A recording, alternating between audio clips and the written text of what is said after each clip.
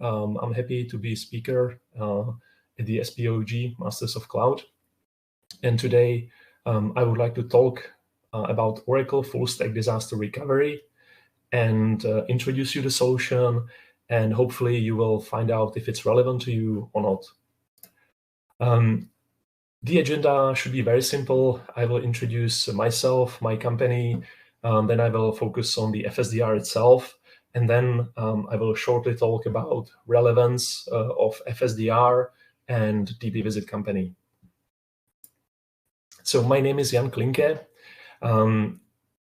Through my whole career, I've been Oracle DBA. It's, I think, almost maybe 18 years now. And since 2016, I've been working for Dbvisit company. My position is technical. I'm more or less product specialist, but I also do pre-sales calls with customers, and I also help them in support. So this keeps me engaged with our customer base and keeps me aware of all new challenges and all new features which the customers are facing.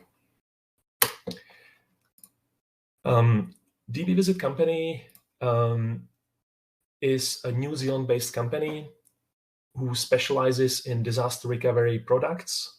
In fact, we have only one product, which is called Dbvisit Standby. This product has been on the market since I think 2009, maybe. It's really long. Yeah, here on the slide I have 15 years of experience. And we started with a disaster recovery solution for Oracle Standard Edition, which is not available. If you want to have disaster recovery solution, you need to be on Enterprise Edition and you need to use DataGuard. But our company wanted to make this feature, disaster recovery, available also for our SE2 customers. We have very large customer base all over the world. And then gives us unique opportunity to collect feedback from various types of customers, whether they are corporate, very small companies, and we use this experience to make our product better. Our product, as I said, specializes in or does disaster recovery solution for Oracle Database Standard Edition 2. We build the product on the DataGuard principle, and we offer similar features to Oracle DataGuard. The major difference between DataGuard and Enterprise Edition and us is that DataGuard will be able to give you 0 data loss, while with Dbvisit, we can achieve maybe 5 or 3 minutes of data loss. It's because of the synchronization itself. The DataGuard is able to actually mirror also the redo logs to the standby, to the disaster recovery side, while this is not possible with Standard Edition. Recently, we also ventured into the SQL Server world and Postgres world. So in addition to Oracle SE2, we also offer disaster recovery solution for Postgres and SQL Server. Our company motto, strategy, or mindset is that we try to make things really easy. And for this reason, we developed a unique graphical user interface, which helps you tremendously when you need to set up and manage your disaster recovery solution. You don't really, when considering Oracle, you don't really have to go to RMM command line. You don't have to go to SQL Pass to create standby database. You can do everything from the web server GUI. All right, I think that was enough introduction of Dbvisit and myself. Let's move on to the main topic of this presentation, which is the FSDR. FSDR stands again for Full Stack Disaster Recovery. It's an orchestration tool developed by Oracle and gives you the unique possibility to let's say, orchestrate and automate your disaster recovery solution in the Oracle Cloud. The FSDR is only Oracle Cloud to Oracle Cloud. You cannot really do it, or you cannot use it in hybrid type of deployments or between various clouds like Azure and OCI. No, FSDR is strictly OCI to OCI. And the disaster recovery capability is built on, let's say, cross-region relationship. When talking about regions, I just want to shortly mention the OCI terminology, where region refers to location where Oracle Cloud has its data center. And some regions have only one data center, some regions have multiple data centers. The data centers are called in the OCI terminology availability domain. And throughout the world, Oracle has only several regions which have multiple data centers. Mostly, you would have only one data center or availability domain. Full domain is, I don't think, it's not that much interesting. OCI FSDR really works on the region level mostly, but you are also able to use FSDR between availability domains. The FSDR itself really, it doesn't create the DR solution for you. You still need to do your hard work and deployment on both regions, but the FSDR will help you to orchestrate everything, whether it's failover or switchover. The FSDR is able to automate all the steps, and you will be then able to clearly see and use your disaster recovery capability in the OCI cloud. On this slide, I have only short or small overview of all the possible regions Oracle Cloud has. You can see they are really all over the world, and most of the regions have only one availability domain. And that's, let's say, the best fit and best use case for the Oracle FSDR. The benefits of FSDR are, I would say, or mostly, it's the automation which it gives you.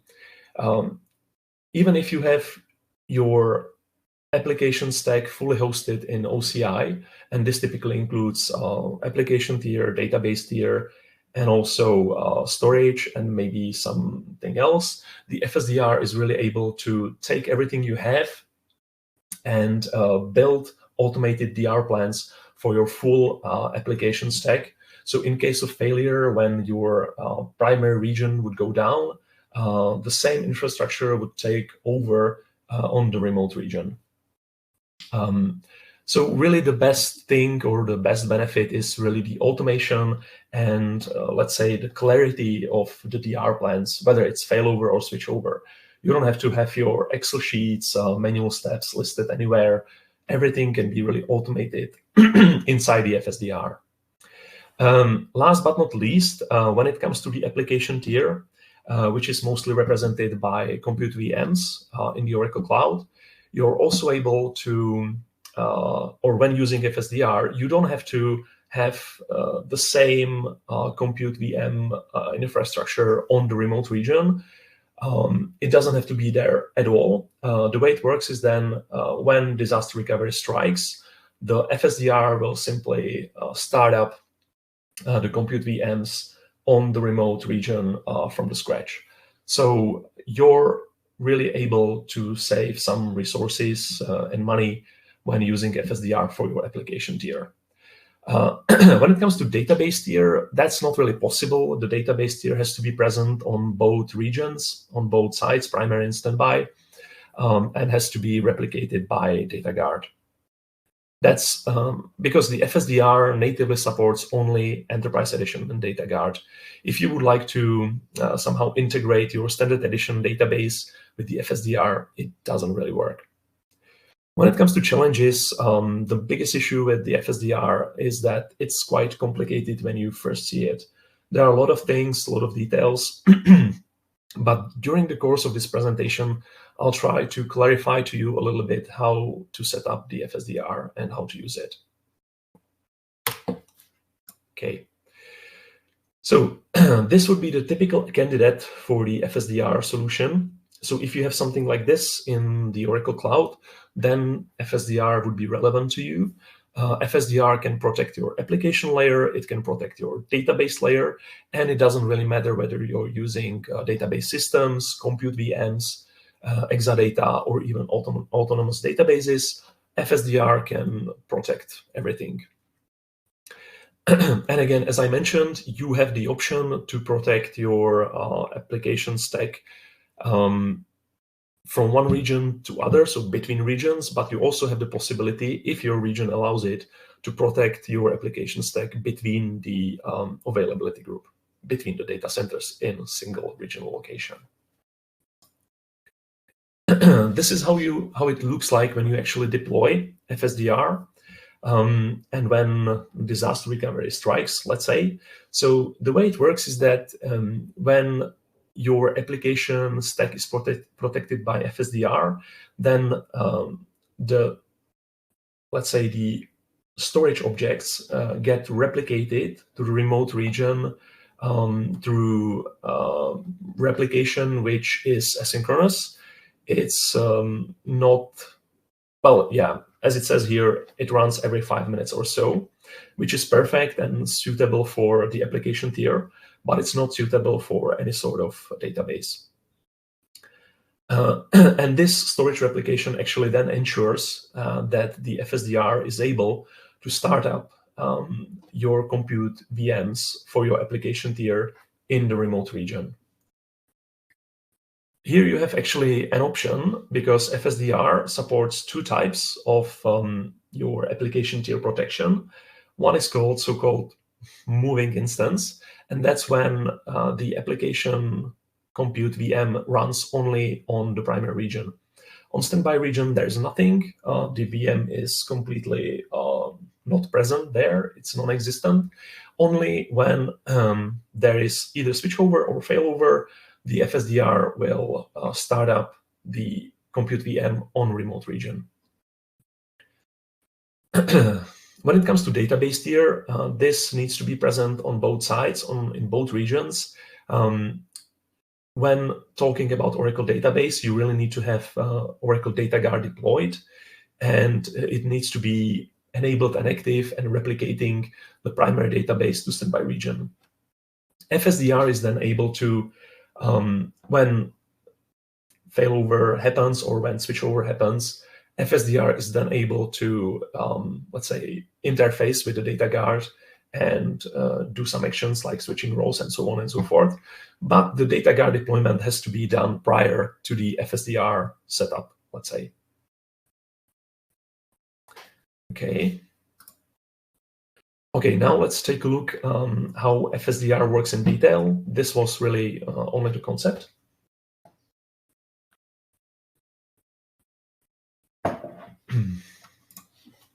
Okay, so first, to access FSDR, you need to go to your OCI console and choose the migration and disaster recovery, and then you can choose the FSDR right here. The FSDR itself has two main foundation stones. First foundation stone is the disaster recovery group, and second one is the DR plan. Let's first talk about the DR groups. DR groups are groups of your OCI resources, whether they are database systems, compute VMs, or storage. And they are always created in or for one region. This means that for deploying the FSDR, you need to actually create two DR groups. One DR group would be on your primary region, and the second DR group would be on your second or standby region. In this example picture, you can see here, each DR group has a role. One will be primary, one will be standby. And when you create the DR groups, you assign the peer for this DR group. So when you create your primary DR group, you will designate the standby DR group as its peer. Of course, preferably, they should be in two different regions. But again, if you have region with more availability domains, it's possible to also do it between the availability domains. So the region could be the same. As I said, inside this DR group, you will then add various members, compute VMs, databases, and storage. And each of them should basically make together your full application stack. So the DR group is essentially your full application stack as it is in the OCI. When it comes to database stack, again, you can register it within the DR group only when you're using Enterprise Edition and DataGuard. This is demonstrated on this picture right here.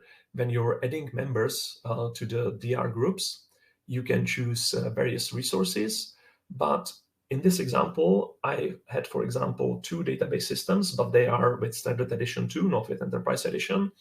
And when I would want to add a member of the DBS of the database system, it's not possible. FSDR will not allow me to do that because there is no DataGuard and Enterprise Edition. So those were the DR groups. The second main foundation stone is the DR plans. The DR plans always are created for the DR group, and there can be 2 types of the plans. First type is the switchover plan, and the second type is the failover plan. The plans themselves contain a sequence of steps which need to be performed in order to complete switchover or complete failover for your full application stack. And the difference between them is, I think, very simple. The switchover plan includes also stopping of your application stack in the primary region, while the failover plan basically is meant to be executed when your primary region is not available, and therefore the failover plan doesn't really include any steps of stopping your application stack. It only includes starting up your application stack on the remote region. Each plan has, as I said, each plan has steps, but these steps are grouped into plan groups, so-called. And interesting fact is that all the steps inside one step group are executed in parallel. This is an example how okay, so for plans, you have some predefined built-in steps or group steps, and then you can also include your own customized steps. In this example, I wanted to demonstrate how the built-in pre-checks is done when executed by or when executed during the plan. So you can see that all the steps inside the group are basically for pre-checks, and they are run in parallel. And they will include all of your application step members. So when you initially create a plan, the FSDR is smart enough to look at your DR group members, and based on those members, it will actually design and implement steps for all of your members to run pre-checks, then run stop, and so on and so forth. So it's really, when creating a plan, it's an automated process, but you can also include your own customized steps there.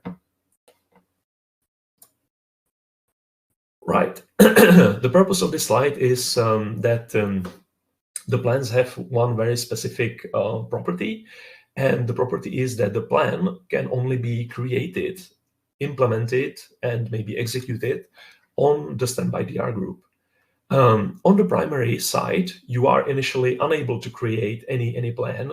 If you would try to do so, the Oracle console would tell you that, yeah, it's not possible to create a DR plan on primary because you need to really have a standby role in a DR group in order to create a DR plan.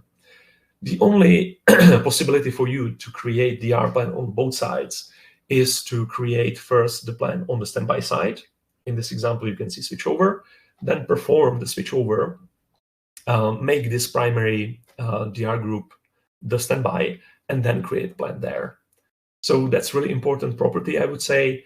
When it comes to plans, they always run from the standby side, and they are basically pulling all of your resources, all of your members towards it, which is all logical because when you have some disaster recovery event, the primary site is not accessible at all, and the plan needs to be able to run completely from the standby.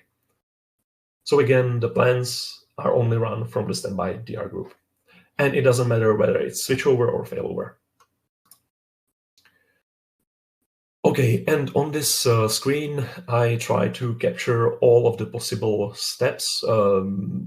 This is, I think, switchover plan, and you can recognize that by because you see, or there is stopping of the DR group members included. If this would be a failover plan, there would be no stop. And you can see some group steps are built in and some are user-defined. Again, you are free to create your own steps. The only limitation is that when it comes to built-in group, you cannot include any step in this built-in pre-check, for example. You are only able to include steps in this user-defined group. Okay, and on this slide, I wanted to show you how detailed a step can be. So, for instance, here you can see that you are even able to run some script on compute VM machine with parameters and even as a specific user. So when it comes to customization and orchestrating the DR steps for your application stack, I think there are really no limits because the FSDR is really extremely customizable tool. Okay, so that was the, let's say, theory and how the FSDR concept looks like or how it's built. And now let's have a look at implementing the FSDR, how it's really done. So on this slide, I have the prerequisites for deploying the FSDR. This is how your OCI infrastructure should look like before you would even start to create any FSDR DR group and then plan and so on. So you should have 2 regions, preferably. And when you want to protect your full application stack, you need to make a prerequisite step of deploying DataGuard and standby database before you start to implement FSDR. You also need to figure out the network, but yeah, that's more or less everything. You don't need to create any compute VMs on standby. You don't need to create any volumes on the standby. It is enough if you have only the database replication tier established, let's say, before FSDR implementation. And at this step, you can also decide whether you want to implement the DR capability by moving or non-moving compute instance. If you would like to go for non-moving compute VM, you would, of course, need to pre-create your compute VM tier also on the standby. But typically, and what is, I think, more easy is to have a moving instance and have the instance only on one region. Then the FSDR itself will ensure the VM will get started up on the standby region in case of failover or switchover. Okay, so when implementing FSDR, those are the steps you need to perform. So first, you need to create the DR groups for each region. And when creating those DR groups, you also assign roles to them. So you say which group is the standby and which group is the primary. And there is also the peer relationship between the 2 groups. They are related. The second step is that you add the members of your existing application stack to both groups. So on the primary, you would need to add your whole application tier, your whole database tier, and also all the volume groups you have, and also maybe other storage objects. On the standby DR group, you only need to add the standby database system, and you will be only able to add it in case you have DataGuard and Enterprise Edition. The third step, which you need to do, is you establish the cross-region replication for your volume groups. You don't really create any volume groups on standby. The way this is done is that you go to volume groups which you have on your primary region, and you only check that you want to enable cross-region replication, and you will choose this region as a target. The last step which you need to perform is to create the failover plan or switchover plan on the on the standby DR group. Well, the plan is actually not a part of the DR group, but it's related to the DR group. So, but again, you can create it only on the standby. The plan by default comes with some predefined built-in steps. This includes pre-check, stop, start, or switch roles, but you are also able to add and customize the plan completely according to your liking by running scripts on compute VMs and so on and so forth. Here I have an example how the failover plan execution looks like.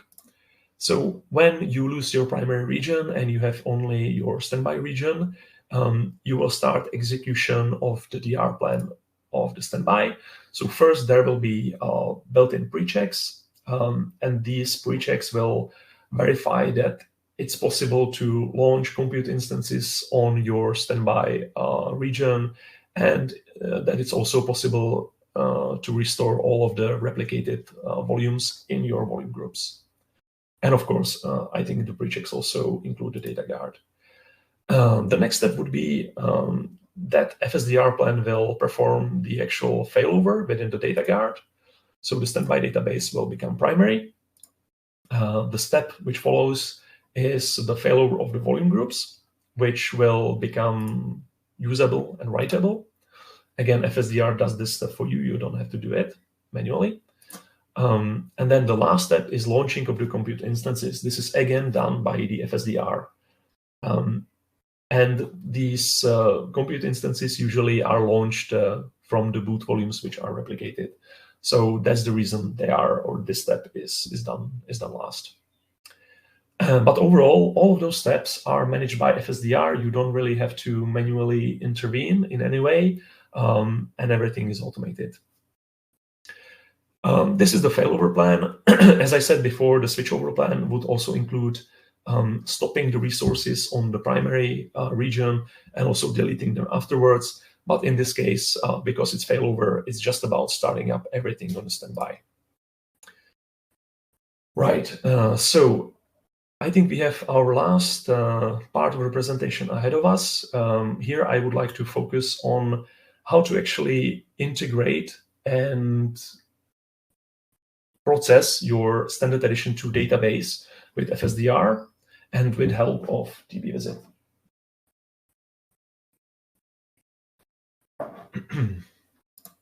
Okay, so the whole idea here with Dbvisit is that you essentially replace the data guard replication with Dbvisit. As I said in the beginning, our company provides a product which can do replication or physical replication similar to data guard for Oracle SE2, and therefore is the perfect candidate to replace the data guard on the database tier replication. So if you have application stack on OCI, which includes Oracle Standard Edition 2 database, you will be able to use Dbvisit to provide you with this synchronization to your remote region.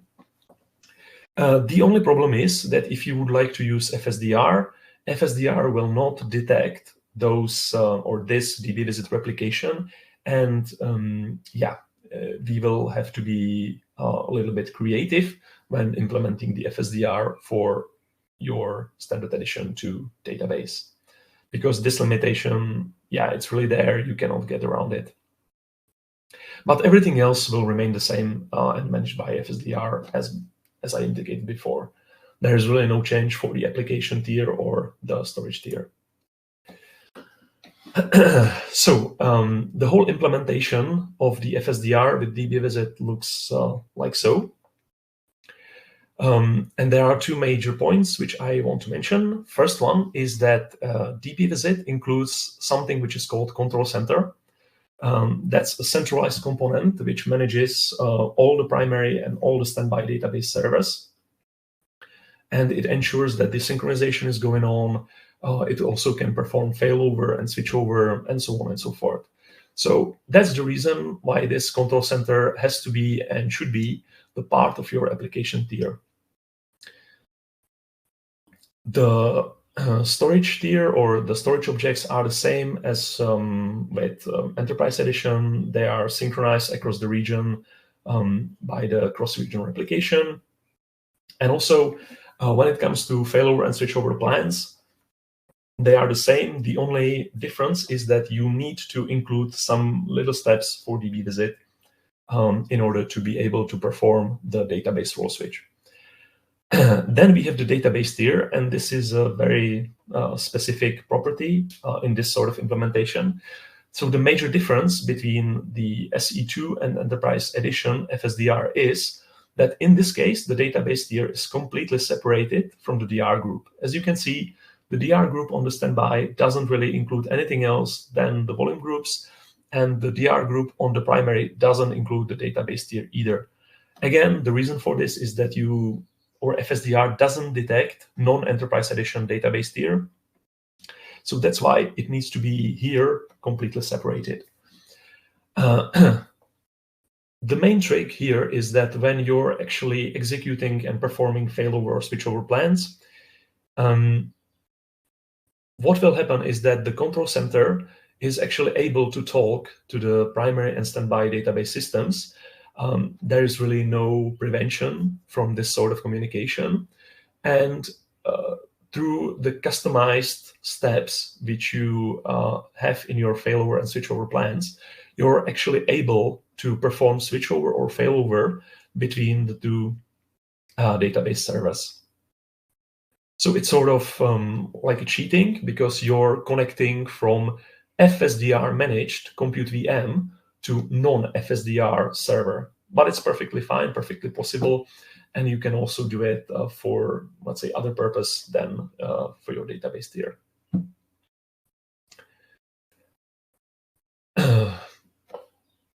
What I want to demonstrate here is that the Dbvisit control center, so this is again, this is the component which is actually part of the FSDR protection group. This control center can really orchestrate replication for multiple Oracle databases and also for SQL Server databases and Postgres databases.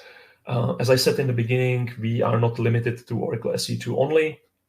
So with Dbvisit, you can really orchestrate any sort of replication between Oracle databases, SQL Server databases, and Postgres databases. The control center should be really a single server. You should not have more servers than one.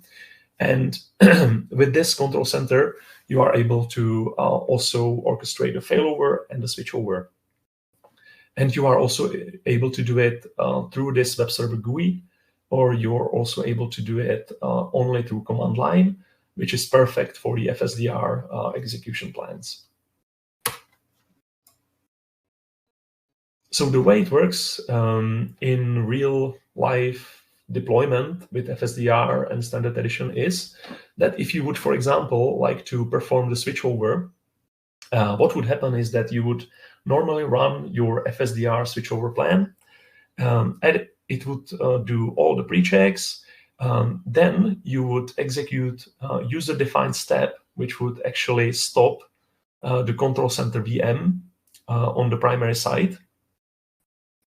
Then the plan would continue stopping all the other compute instances, which would be your application stack. Then the plan would, and again, this is a built-in step as well, it would do the switchover of all volume groups and storage objects to the standby region. The next step would be to start all compute instances on the standby region. That's also a built-in step. But then there would be two user-defined steps. First user-defined step would be to start control center on the remote region. And the reason for that is that you want to use this control center for actually performing the switchover on the database level. So that's actually what will follow after this. Once the control center is started, your custom script would connect to the control center and run remotely the database switchover, which would basically ensure that the database switchover is done between primary and standby server. So the idea is that With Enterprise Edition and Data Guard, FSDR can interface directly to the Data Guard and perform switchover, while with Standard Edition, you need to create this interface on your own, and you create it by creating those customized steps, which would actually trigger the switchover in the control center directly. Just to give you an idea how complicated it is, it's really one command which you need to execute in the control center, and this command alone would really do or enable you to do the switchover. You don't really have to write 2 or 3 page scripts, nothing like that. It's really just one command to be executed, and the DBV or the control center will perform the switchover on the database level. Again, on the right, I have a picture for better understanding. Control center is a part of DR group, and it's remotely connecting to primary and standby database servers, which are not part of any DR protection group. And this control center is then orchestrating the switchover between the primary and standby database. For failover, it works similarly. It's only that the primary side is not available. Okay, and yeah, the last 2 steps in the plan are again built in, and that's basically finishing the switchover by reversing the replication for volume groups and terminating and stopping everything on the old primary region. Okay, so the summary for FSDR is that it's an automated DR solution for your whole application stack. You can protect with the FSDR your storage, your database tier, and your application tier. But unfortunately, natively, it supports only Oracle Database Enterprise Edition with Data Guard. If you want to have your Standard Edition database protected by FSDR, it is possible, and you can use Dbvisit for that with a little bit of customization when setting up the FSDR. FSDR will also enable you to save a little bit on the infrastructure costs, because the remote DR region does not have to have the compute VMs for your application tier running. But of course, the database tier needs to be there. And when it comes to other database platforms than Oracle, Dbvisit can also utilize its features and functionality for the SQL Server and Postgres databases. So even if your application stack is built on Microsoft SQL or PostgreSQL, you will be able to use Dbvisit and FSDR to orchestrate the failover or the switchover. Yeah, and also the summary of the benefits of the FSDR. I think, as I said in the very beginning, the biggest benefit of the FSDR is the clarity for your switchover and failover procedures. Everything is basically included in the plans. Every step in the plan will do the action you defined it to do. For example, change the DNS server, change etc hosts. I don't know. You don't have to really have some sort of Excel sheet and manually do checklists. FSDR does this for you with its comprehensive plans.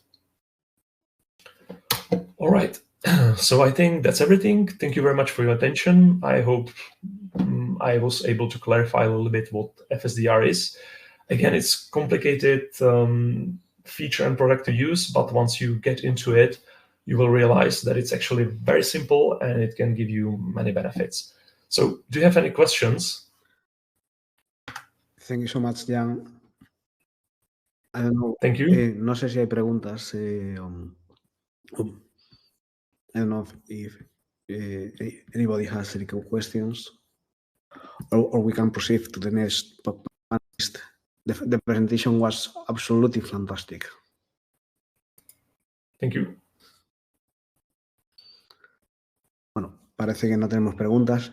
Si os parece, como vamos por diferentes problemas técnicos, vamos con un poquito de retraso, avanzamos a la siguiente sesión.